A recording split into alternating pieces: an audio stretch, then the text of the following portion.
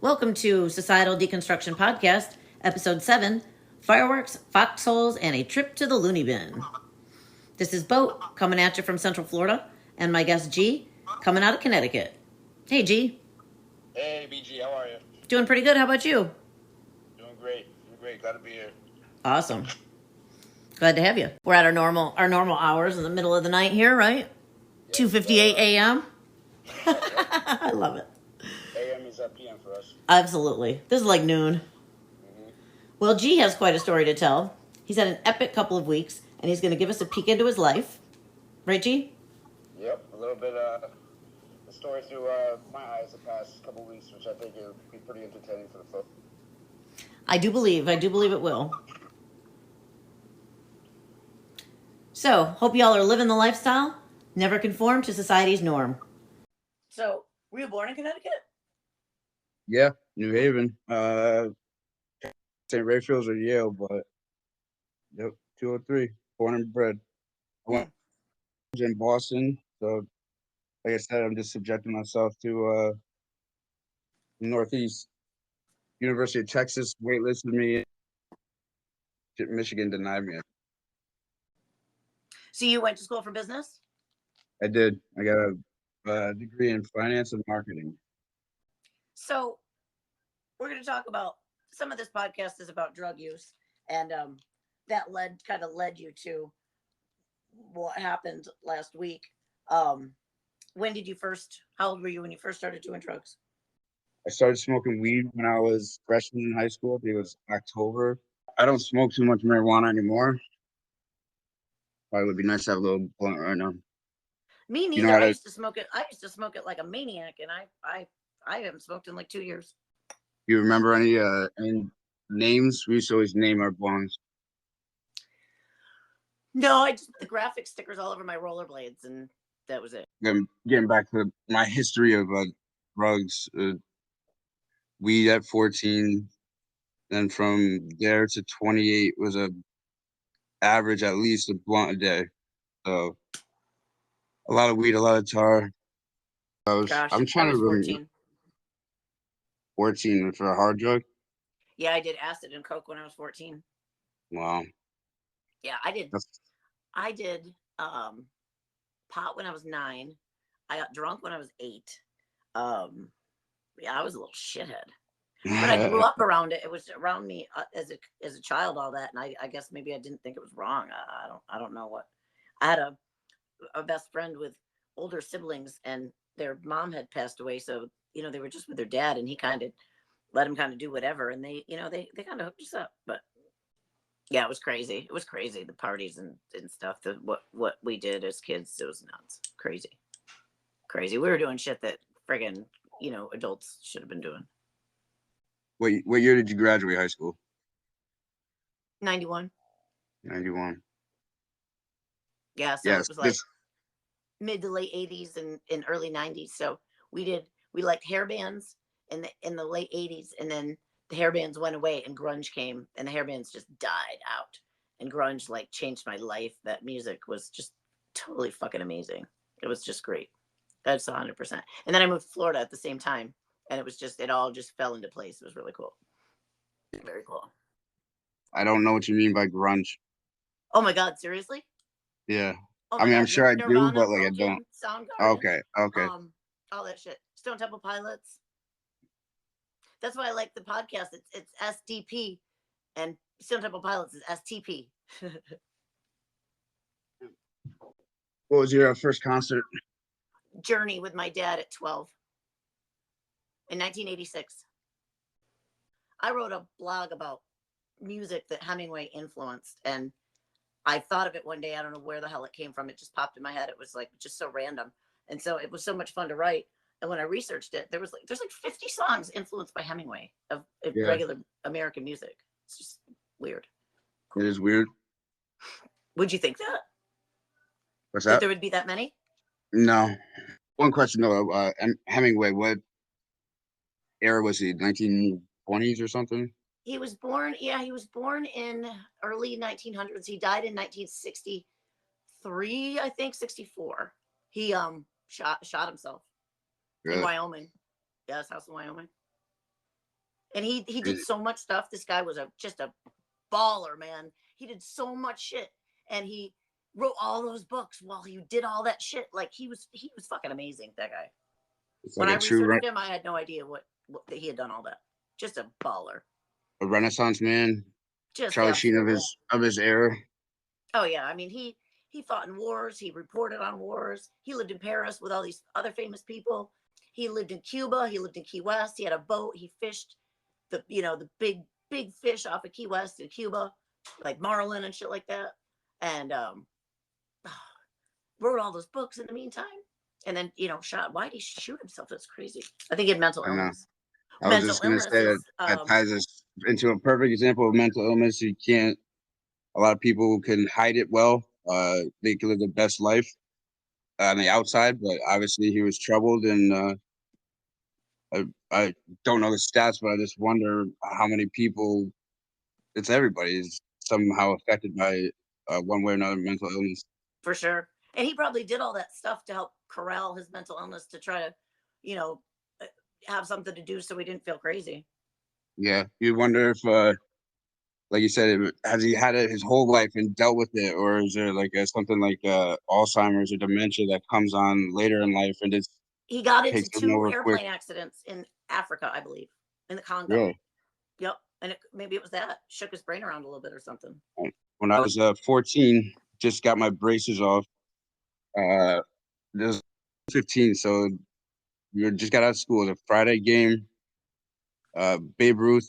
I was playing first base and grounded to third base. My boy JT, still my boy. I still bust his balls because he threw a ball down in the dirt, so he towards home plate, excuse me, and I try to pick it, and so that means you have to stretch out towards home plate, towards the guy running down the line, and the stars for me, for my mouth to catch his kneecap. Like you couldn't have put it more perfectly. Birdie's choking on my blood because I was so much blood from all the teeth. My main teeth were in the roof of my mouth. The bottom ones were had fallen out, cracked open. I obviously took a right to ambulance. It happened when you were 14? It might be 15. Right when I was smoking weed. Yeah. Funny, kind of like we'll tie that into I believe it's never like been proven, but some of my mental health problems, I've had issues with those seizures. And I think just due to that trauma, that serious impact I took, it's affected my brain. Not saying like obviously CTE with football players. That's not what I'm saying, but just but like it definitely could have affected your brain. And then afterwards, it caused a form of epilepsy for him, and he had seizures. So I would assume the seizures affect your brain as well. Absolutely. Correct. Yeah, seizures didn't come on till I think junior year of college. So that was like I was just turned 21. And then if we go back to the timeline of my using, I was going to say, when did you start self-medicating? Since 13, right? I picked up Do you that think that blunt was just fun, drugs for fun, though? When did you start using drugs to self-medicate? Honestly, not till October 2021 when I stepped it up one next level. Like drugs have always been a part of me, but I don't want to say I know my boundaries because I've definitely had many nights that I would take back and regret. We're going to take a break here in a couple minutes. When do you think you became an addict? From the get-go. I've been to my biggest vice, in my opinion, is actually gambling. But hey, listen, we're going to take a break and we might have a couple of advertisements, and then we'll be right back, folks. Stay tuned for a word from our advertisers. United Scum is in the works. You'll love United Scum if you are the type to be happy on the forgotten side of society. One of the reasons Societal Deconstruction Podcast is partnering with the Scum brand is that Scum stands for Society Kills Us Mentally. United Scum will be dropping soon, and there will be a plethora of products, including clothing, harm reduction products, smoking apparatuses, mugs, hats, etc. Big ups to Societal Deconstruction Podcast for showing love to United Scum. Big up to Boat and the whole Reddit fam. All right, how's everybody doing? We're back. Societal Deconstruction Podcast, episode number 7 with Boat and G. How's it going, G? Doing great. How are you? Pretty good, pretty good. Had a little break there. Had a couple sips of water. It was pretty good. Love water. Me too. Me too. It's all I drink pretty much, except for coffee. My father had a bottle or glass of water in months, and every time I see him, I'm like, you have water today? And he feels like shit. I'm like, you think that's gonna make you feel better? I was like, Dad, I bet you if you have 2 glasses of water a day, you will feel like not 100%, but you will feel a difference and feel better. I don't know how a person can go through life every day and not drink water. I always have a glass of water. I always do. I either have it with me or by me. I mean, it's, I have it with me overnight when I sleep. If I wake up, I always take a sip. I drink water all the time. It's all I drink. With ice. My daily life recently in this past 18 months have fluctuates, and there'll be times I'll go. You drink water; it's good for you. But don't buy those little stupid plastic bottles. It's such a waste, and they're killing all our sea creatures, and the oceans are going to shit from those little stupid plastic bottles. Get a Yeti or one of those. I have an aluminum Yeti cup. My water stays so cold. So much better than those stupid little bottles of water. Yep, I've heard some scary stats about the ocean in like 20 years. And I watched a documentary about the plastics and how they destroy the marine life, and it's so sad. I cried. It was horrible. We'll have to have a pod about that. Horrible. Yeah, that could be one for sure. Well, so moving on here, your drug of choice would be cocaine or crack. Is that correct? Well, if you say drug of choice, and you mean my favorite, my drug of choice that has taken over and I've lost control to, in these 32 years, what I'll call crack or hard or cane. Yep. I started doing cocaine, which you'll highlight, pretty much the differences and the similarities between them both. They're essentially the same thing. It's just how you intake them. But I used cocaine kind of progressively over. Well, family and kids. I stopped that during those 5 years of my life. But once you go through a breakup and then combined with COVID and stuff, and I got back into partying and meet with certain friends, whatever. I got back into substance abuse and picked up cocaine, and then that translated over to crack, which is the same thing as just smoking it. And there was, why don't you tell us what's your opinion on the stigma that you have between cocaine and crack? Has it always been the equal level of the drug, or? I don't think so. I think crack has always had a negative stigma, and it started out from the early 80s, mid 80s to through the 90s when the crack epidemic was raging through the inner cities, and it just destroyed the inner cities, the people, mostly the African American people. Right. They got such harsh sentences for getting caught with crack back then. I believe there's still people in prison that got caught for crack back in the 80s because they would give you such a high charge. If you got caught with crack, you'd get 20 or 30 years in prison. If you got caught with coke, you'd get 2 to 3 years. There was such a differential. It was so unfair, and it just affected those people so greatly.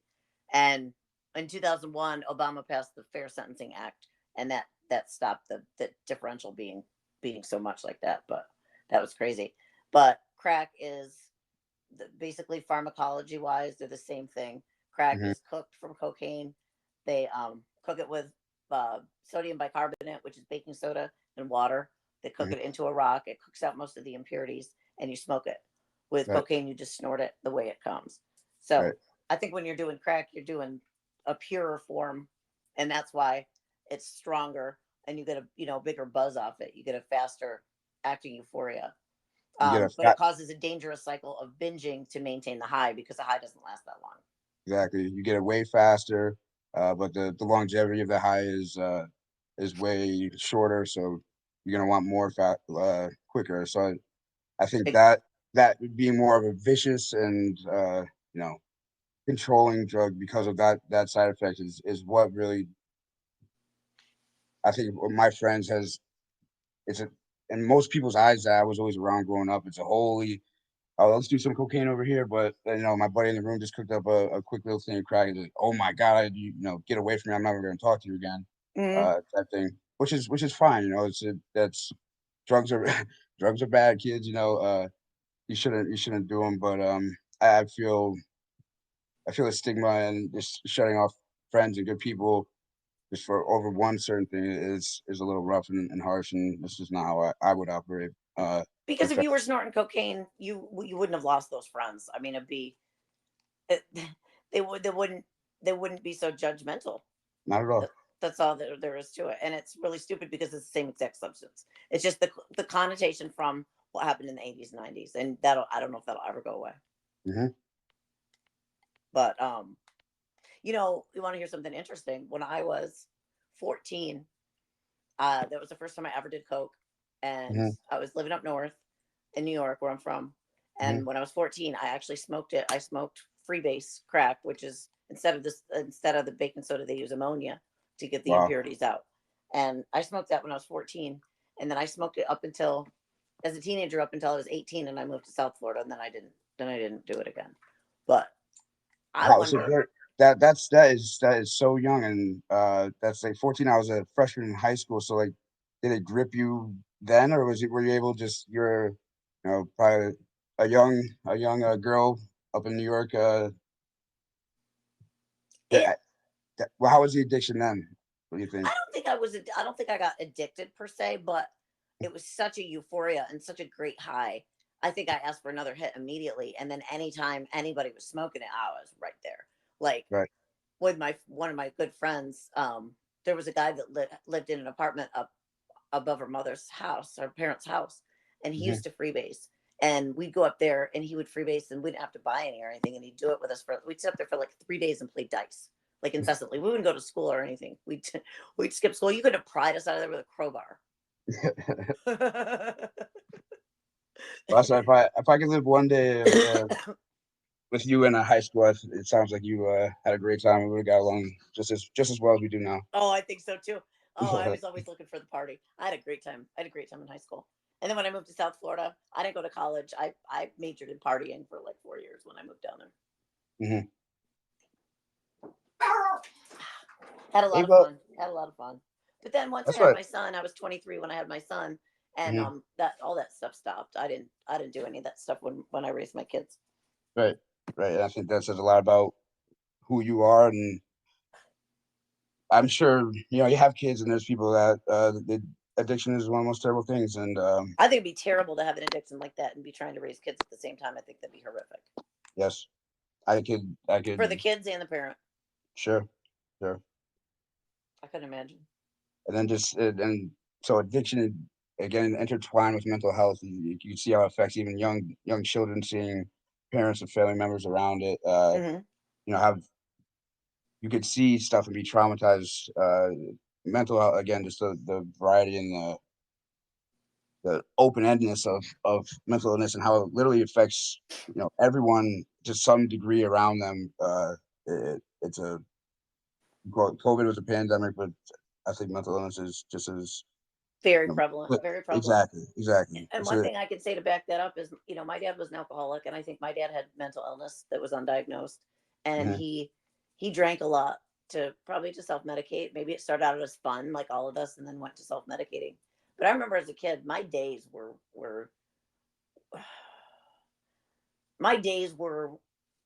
it just depended how my day went, depending on how much my dad drank. Like, my dad drank a lot, we'd probably have a shitty day. My parents would end up fighting, or, my dad would do something stupid, or, he'd piss my mom off, or be an asshole, or I don't know. But it was like our days were governed by how much my dad drank. And I think that maybe that's why I have OCD. It's like, I couldn't control things back then, but God damn it, I'm going to control them now,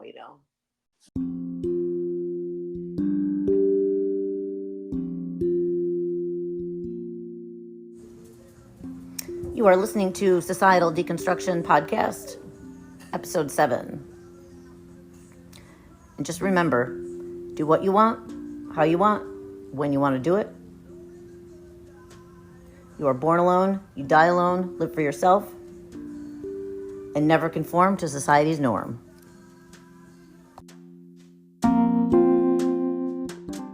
Yeah, one of the biggest things I think is just, taking in everything on your own, making your own decisions, and don't have to follow everybody. And that's something I think we'll talk about here, and plays into what this podcast is about. Yeah.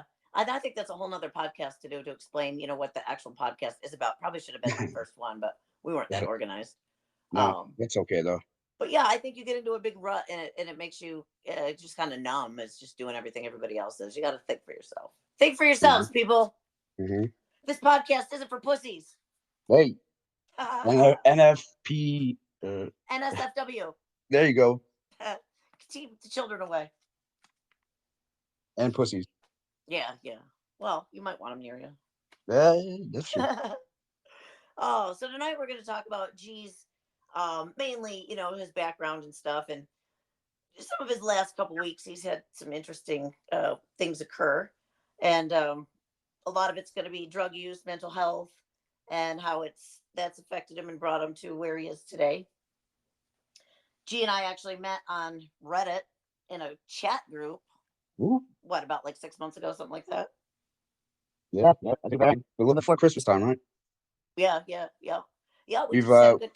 I know, it's like, it's crazy when I think about it. I don't think about it very often, but when I do, it's like, wow.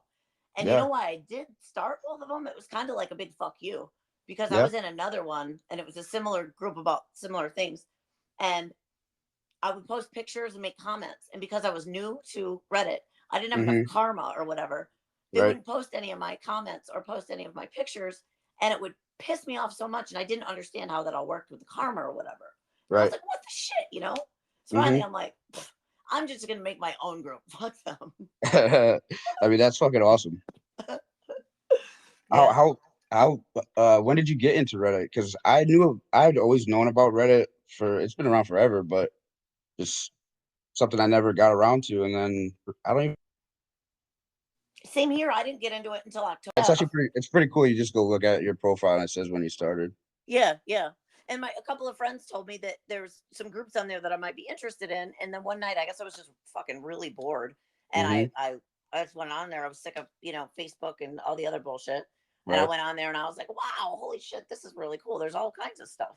And then I got hooked, and then I got really sucked in. And then all I was doing was Redditing, especially when I started the groups. I had to set them up and do the graphics and the whole thing. And, try to get the members in. Almost like a full-time job, right? You were full verification of our group and make everyone feel safe. And I think that was a big part of, the family vibe that we got from it. I think so too. Yeah. Because once we got in that chat, we just knew that we were a special little group. It was very cool. Yep. But anyway, we digress. But yeah, Reddit's fun. Go on to Reddit, you guys. There's a lot of interesting shit on there. Well, then after Reddit, we transferred to Snap. And then G lives in Connecticut and I live in Florida. But he had to come down to Florida for some stuff, and we met in person, which is pretty cool because you don't usually meet people in person that you meet online. Or you're probably not supposed to. Yeah, that's definitely not supposed to, but I think it went well. So it might not be the case for everything. Definitely take caution. But if you're lucky enough to have a cool girl like Boat was, it worked out great, and I don't regret it at all. Me neither. And when I went and picked you up, I just made sure my friend John was with me. I didn't go alone. Yep. That was cool. We had a great time. Yep. So since then, you've had an interesting month, an interesting couple of weeks. I think just the whole this podcast is. I'm just trying to tell my story, which I think is a pretty funny one, and the best. I'm just taking it with a lighter heart. To try to pass encouragement, put a smile on people's faces, and I've gone through some shit, to be honest with you, and try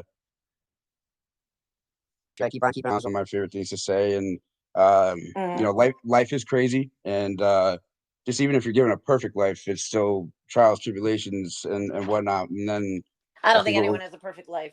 I don't think that just doesn't exist, but it's tough, and then you throw in difficult obstacles like substances and abusing substances, and then the connection between that and mental illnesses, and how our journey as a society has come along to try to make everything the best it can be for people.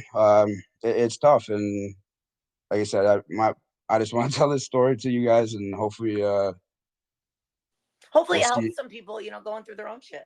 Exactly. Because we all go through shit. We all go through shit. We all have problems, and a lot of us abuse substances or alcohol or whatever to try to self-medicate Mhm, to just get through this crazy ride. mhm. There's hoarders, there's cat ladies, there's There's people overeaters. addicted to food. I mean, Yeah, there's all yep. kinds. Yeah, my mom used to Overeaters Anonymous. I'm a big proponent of the program and working the steps, even though I haven't. I really have. I would say I'm a big proponent. I think it's a positive. I think anything that's positive or that helps you, get better towards something you're striving to be or get out of a rut. Right now, I'm in a rut, so hopefully I feel like my mindset is ready to move forward, and using steps, using people support around you is critical, and the program is one of the big steps for that. But yeah, Overeaters Anonymous. I used to go to those uh, meetings with my mom and sit in the back of a church for when I was a kid. I always remember that. It's pretty funny. Hmm. Yeah, Very my candid. dad was a member of AA. My dad and my aunt, and they both used that to quit drinking successfully. It's awesome. Yeah, yeah. And what did I say the other day? That put in your mind to get ready for your next endeavor is a soul chooses a body and comes here for a reason. Hmm. And then I said, we need to find, you need to find your reason and, move forward. But then you scare me too because there's certain souls that could. We're talking about souls that could come into your body if they get like a little window there, and yeah, right? Did you say something about that? A crack. Yeah. Trauma can cause a crack in the soul, and then There you go. Yep, and a yep. spirit can attach to it. Like what the fuck? That life is crazy. It is. And that's a whole nother goddamn podcast. Sure is. So, you were born in Connecticut. That was 203 New Haven, Connecticut, baby. Best pizza in the world. And what year were you born? 1990. 1990. Oh, 90s, the baby. 90s. What a great decade. That's what I said. I for some reason I'm not a hater. I definitely wouldn't classify myself as a hater. I think that's a bad trait to have. But the 1980s, I'm just so glad I've made that cusp to the 1990s. I'm there. The But and then 90s were the best decade. The 80s had bad hair, bad clothing, and bad music. Yep. But I've heard there's a lot of money and there's a lot of cocaine. Really in the 80s. Oh yeah, yeah, yeah. Lots of money, lots of cocaine. That's what you heard, right? Yeah. Well, I was a kid. I grew up in the 80s. Yeah, it's funny when I was a 90s baby. Actually, I was born in 1990. It's the beginning of it, but really, I was a 2000 baby because that's when you grow up and that's when you go through adult Right. experiences and whatnot. And that was the 90s for me because I turned in 1991. I was 18. So my, Yeah. my So whole you 20s. really were a 90s baby, whereas you weren't. Exactly. Exactly. Like grunge, like defined my life. It changed. Okay. It was Yep. just crazy, crazy. Hmm. But so, would you say you had a fairly normal childhood? I did. I would definitely say I was blessed and very grateful for my parents and my family and the group of friends I've had all around. I know I there's you could have way worse, and I'm very blessed and grateful for my childhood. Yeah, me too. I feel like I was lucky as well. We had some issues here and there, but Yeah, nothing don't compared get me to a wrong, lot of people everyone. I talk to. Right. But there is definitely people that just born with mental illnesses right from the get go that struggle with that for their whole life. Yeah, Just terrible things of misfortune and whatnot. But and I like I think I said, was. I think I was. I don't know what I was born with, but I have. Just speaking of mental illness, I'll throw it out there. I have a whole bunch of mental illnesses, and I was just diagnosed a couple of years ago. So I'm 49, so I've lived with this crap my whole life and not really known what the heck was wrong with me. And it wasn't terrible, but it was right, sometimes crazy. But I yeah, have I have bipolar disorder, I have OCD, I have ADHD, I have anxiety disorder and PTSD. Well, the wow, PTSD comes later after you go through traumas and stuff. But huh? so yeah, I've lived with this my whole life and was just diagnosed a couple of years ago. And I take medication that I think helps me to a certain extent, but Hmm. I've learned to deal with a lot of it. But I think I come from generations of people with a lot of the same mental disorders that had no idea what they had. And back then they didn't treat mental disorders. You self-medicated. All my families were alcoholics on both sides of my family, just raging alcoholics. And Right, they did that to try to survive this life. And a lot of them made a shit show out of it, but they didn't know any other way. right. And Yeah, I it's think it's sad. so. It is sad. Like that's. as a society, unfortunately, we're deconstructing, but we do attempt to hopefully improve ourselves. And you think back thousands of years ago, there was mentally handicapped people then, and just the way I've read, and it's just terrible. They're not even treated as humans, and we've obviously come a long way with that. And I think me and you connect so well. But from what you just said there, with your history of illnesses and what you've dealt with from the beginning, is totally different than what I have. I've never been diagnosed with a mental illness. I've never taken a medicine,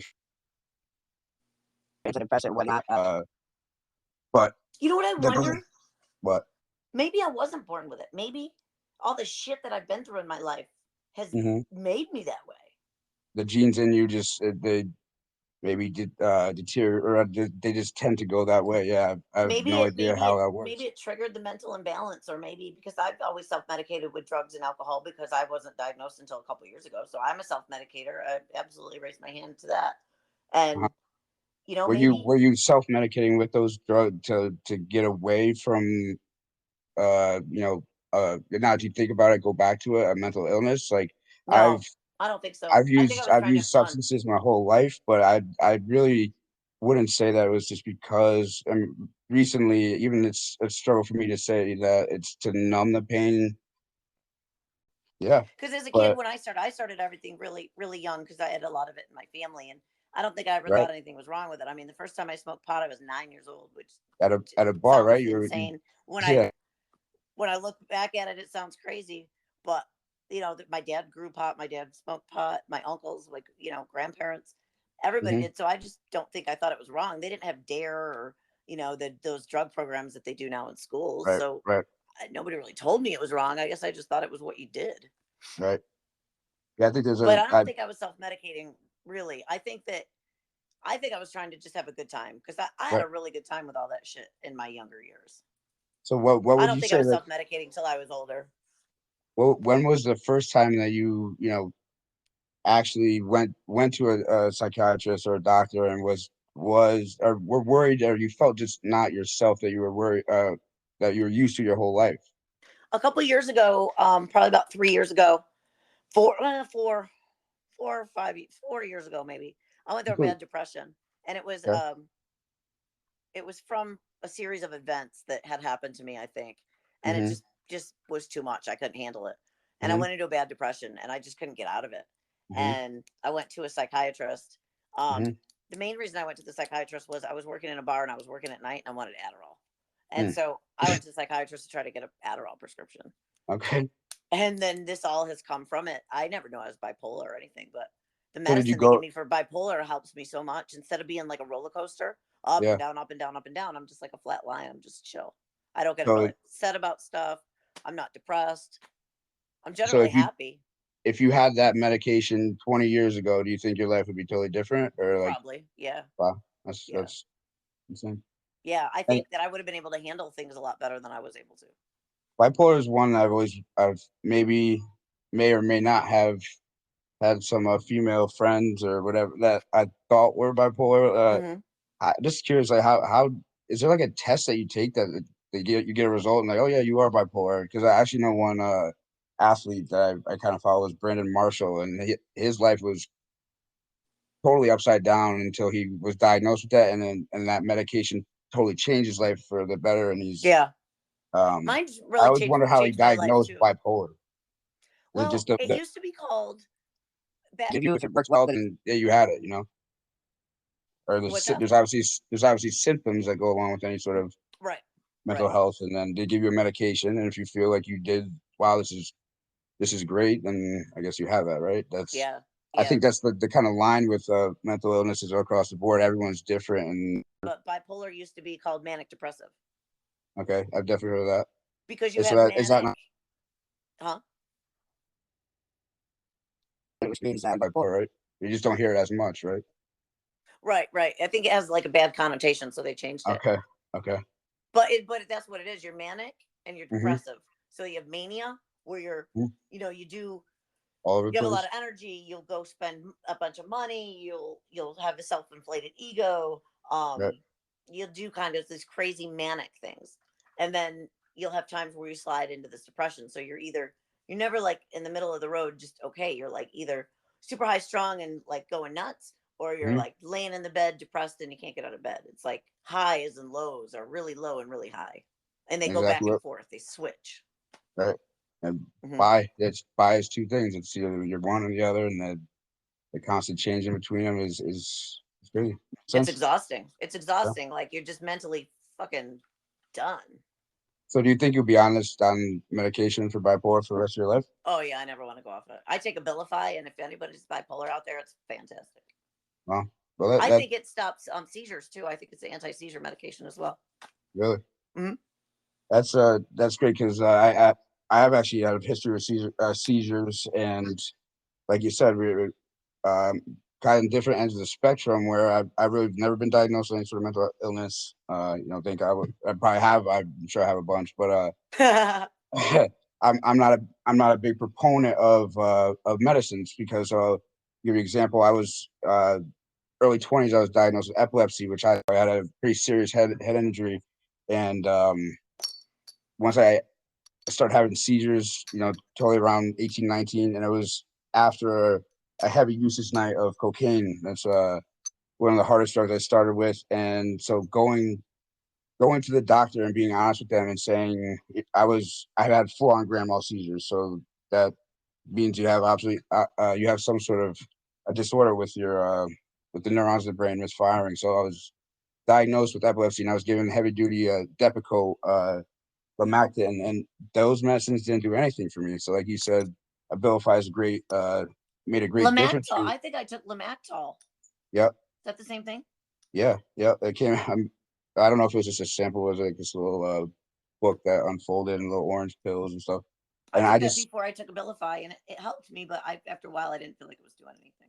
do you remember what you took that for? Like, was it? Do you think bipolar too? Depression. They had me on Lamactol and buspirone for Mhm. the depression because I can't take antidepressants like Prozac, Zoloft, Celexa, Celebrex, any of that shit. I can't take that because the side effects are just they affect me terribly, and I feel like a robot. I have no personality. Just I have a metallic taste in my mouth. It's awful. So I Wow. went in there and I told them they tried to put me on those, and I told them I'm not taking antidepressants. You must have something besides antidepressants that you can give somebody. Like these antidepressants have been out for 50 years. You've got to have something Hmm. else. So they Right. put me on the Lamictal and the buspirone, and it helped. I'd lost a ton of weight from not eating, not giving a shit. And so the Mhm. buspirone helped me to start eating again, and that made me feel a little bit healthier. And I think I started doing a little bit better, but then eventually it just kind of plateaued. Hmm. And so, just a curious question. So, right now, how many medications do you take daily? Would you say? That's a guess. Just for the crazy stuff is just two, Hmm. but I I'm don't just take trying. the Vyvanse I don't take, and the Abilify I take. Those are the only Mhm. two mental ones that I'm on. Oh, and then Ativan. So there's three, but I only really take the Abilify. Interesting. Just because, again, pitting you and myself against each other, I haven't taken a daily prescription really ever, and so I like to keep it that way. And And I I, was like you. I was never for big pharma. I thought it was a bunch of bullshit. mhm. I didn't believe in that. I thought, pull up your bootstraps and get on with your life. You don't need Right, medication, you pussy. right, But when you're down in that depression and you can't get out of it, you sing a different tune. yeah. And I don't want to say like I'm against it because if I take a medicine and it makes me feel like the Abilify has for you, and I see a great benefit of it, I'm all for it. Yeah. But taking, you know, being a heavy cocaine user in my early 20s and having seizures directly following in the middle of the night of a heavy drinking, low sleep, Sounds terrifying. it sounds terrifying, and it made me not want to take this heavy seizure medication that from I haven't done the research on what exactly Depakote does or how it prevents seizures, but I think it's you know brings down the activity in the brain, whatever. Shows exactly how tough mental illness is and how people could be on the same drug fighting attacking different mental illnesses and giving them different results, both negative and positive, and it contributes to the You know what? I just looked it up, and hmm Depakote is for seizure disorders and hmm migraines and people also use it to manage the manic phase of bipolar disorder. Wow. Huh. There's got to be some intertwined, obviously, but Yeah, the bipolar, because if the Lamictal was the same thing, and the Abilify is an anti-seizure as well, which is so weird because it gives me like energy. Just before we get into my story, I've obviously had a lot of time to think about this past couple of weeks and just mental health and what are the steps forward that we as a society and culture could take. And I think mine is, from what I think is this more visibility by the doctors, hospitals, and kind of, everyone working together. And what I kind of envision and see is more of a program and an app that it's just your file that we have, your files at the hospital are more visible for you. I think all medicine should be defined, what's in it, what it does, what you expect from it. I think all, diagnoses and diseases should be defined. And then all, more interactions between nurses and doctors that clearly show the history, where you've been the past couple of years, what the doctor said. If you have there's been times where you disagree with the doctor, but still I think it'll be critical and crucial to have their opinions, not opinions, but their diagnosis on your record that you could, reply to, comment to, and it's all visible as we move forward. I think with that, it's just really more visibility, and it kind of targets each person that shares the same mental illness as millions of other people, but takes a unique course to it. So that's kind of my 2 cents. Hopefully, maybe someday that's where we get to. But you care if I chime in for a minute? Not at all. I just wanted to say, what he was saying exactly is like have one file that you take from birth to death, basically, that has everything listed in it. So every doctor you go to will see what the previous doctor has done, or vice versa. That would save many, many lives. I mean, even people with cancer and stuff like that, nobody can tell what the people have done in the past half the time. Right. So even you were saying, right, like have it on an iPad or something like that you take with you. Yep. And then there'd be a bunch of those just laying around, kind of. You come into the hospital, you can log right in, and then I think this is, as I've kind of dealt with it too, like misdiagnosis of things, or just where you again just aren't happy with the medical treatment that you've received. You could go ahead and if you really felt that way, you just put that underneath you gave feedback to what the doctors say they're treating you for. Absolutely. And then they give you this medicine, you say why it didn't. You felt nothing from it, Right. And I just think moving forward, that just will, better treat everyone case by case and situation by situation as we, try to improve this problem we have in our society. It would also save so much time. They wouldn't have to ask you so many questions every time you went to the doctor. You wouldn't have to fill out all that information and ask all those questions every single time. They'd have it all right in front of them. It would save them so much time. Exactly. I think that's what you're saying. This will create a lot more jobs and a lot more, we're going to have data files up the ass, but at the same time, hopefully we streamline it more, and it just really cuts down on everything that the doctors do. Mistakes. And mistakes, gives you more of a personalized visit, and I think, at the end of the day, you could better diagnose and kind of prevent misdiagnosis and save lives. And start treating mental health as a regular disease with stages and different types, or Yep, a regular disease. All the regular diseases, there's all different types of them, and they calculate what you have. With mental health, they just throw you in the psych ward with a whole bunch of people with all different types of mental illness, but you're in there, just expected to know what to do, and it doesn't make any sense. Right, and that's again going back to just define what are the side effects that what bipolar has, and then again, and it's up to you how active and how much feedback you want to provide for your medical attention. But with that, you could just say, I'm feeling this way, but I don't feel that way, and you guys work on that together. Absolutely. Well, thanks for breaking that down, G. No problem. Hopefully it gets there. All right, we'll see you on the next segment. Let's buckle up. All right.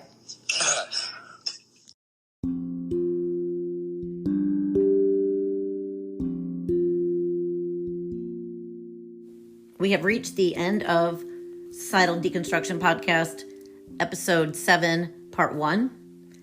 Thank you all so much for listening to SDP. Make sure to rate and follow us everywhere you listen to podcasts, including Spotify. Have a great night, y'all.